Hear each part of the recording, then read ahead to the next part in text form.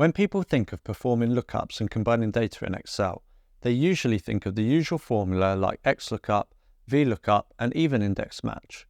These are all incredibly useful functions, but if you really want to take your Excel skills to the next level, you need to start using Power Query to do these tasks for you.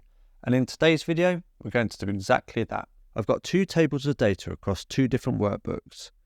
First is a list of employees with their location and department, and the second is a list of the cost centres for each location and department. And I want one table with all of this on. Open a new workbook, select the Data tab, Get Data from File from Excel Workbook.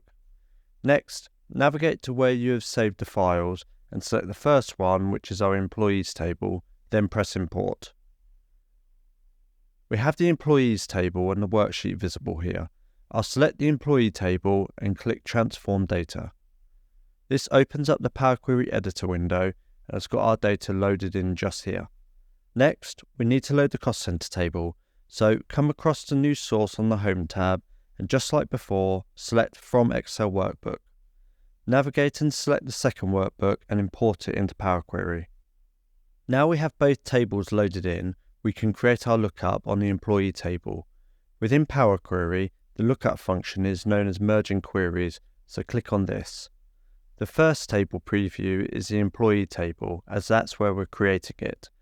So in this drop-down box, we need to select the Cost Center table.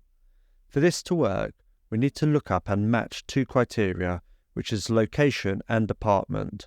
So select these from both tables by holding down Control and left-clicking. But notice the numbers.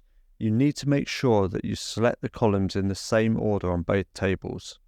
We can see that all matches have been found, so we should be good to go. Click OK.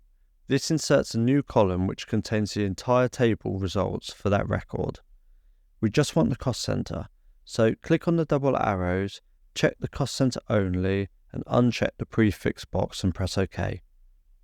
Now we just need to get this loaded into Excel, so come up to Close and Load To and select Only Create a Connection. We've done this as we only want to load the employee table, so from here, right-click on the employee query, select Load To, choose Table and Existing Worksheet, then press OK.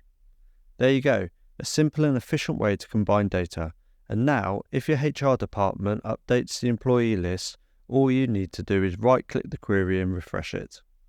I hope you found that useful and you can put into practice in your data. If you want to grab a copy of these example files, follow the Standstore link in the description and comments where you can download for free.